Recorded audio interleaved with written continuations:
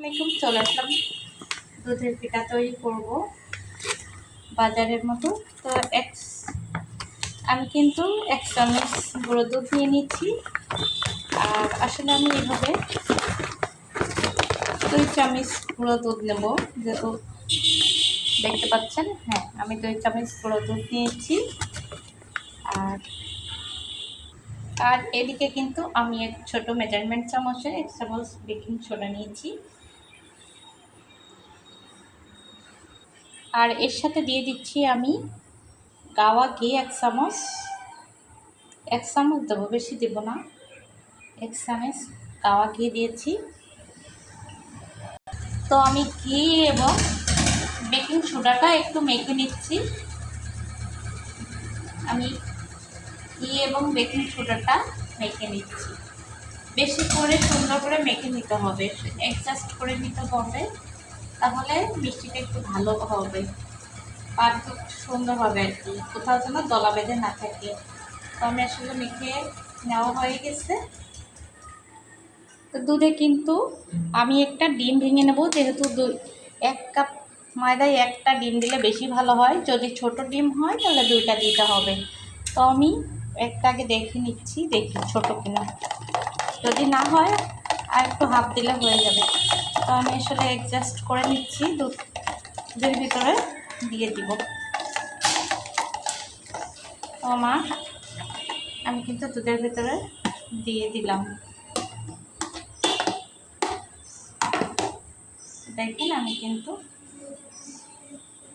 সবগুলো একসাথে ডিমটার সাথে মেখে নিচ্ছি।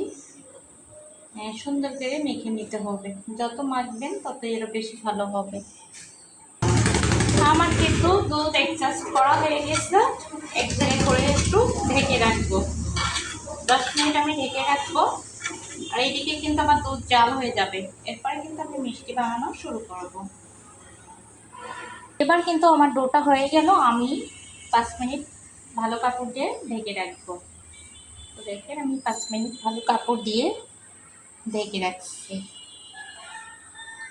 তো আমি দুধের যে ডোটা তৈরি করেছিলাম, রেখে রেখেছিলাম, ফিরে আসলাম 5 মিনিট পরে।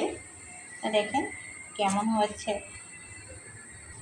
আমি এখন অল্প অল্প করে নিয়ে ডো তৈরি করব। একটু লম্বাটে দিব, যেহেতু আগে একটু গোল করে নিয়ে লম্বা করে দিতে হবে, তাহলে আমার মিষ্টিটা ভালো হবে। তো এভাবে আমি একটা একটা করে ডো তৈরি করে নিব।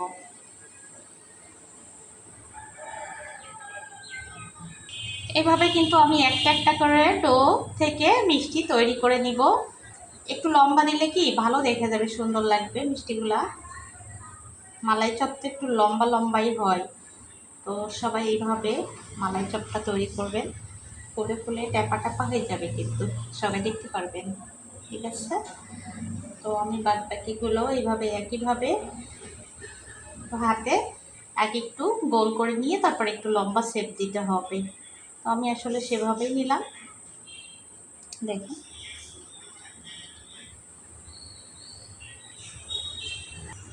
আসলে একটা একটা করতে করতে আমার কিন্তু মিষ্টিগুলো বানানো হয়ে গেল। তা আমি এখানে হাঁড়িতে চিনি শিরা করতে দিয়েছি। তো দেখেন, চিনি শিরা কিন্তু হচ্ছে। আর এদিকে গরম হলে আমি দুধের ভিতরে এই পিঠাগুলো দিয়ে দিব, যেহেতু পিঠাগুলো আমার রেডি হয়ে গেছে। এগুলো ফুলে ফুলে ট্যাপা ট্যাপা হয়ে যাবে। আসলে দুধগুলো এত ঘন করা যাবে না। আমি এখনই মিষ্টি দিয়ে দিব। চিনি শিরার ভিতরে দিলে আস্তে আস্তে 5 মিনিটের ভিতরে কিন্তু আমার মিষ্টিটা হয়ে যাবে।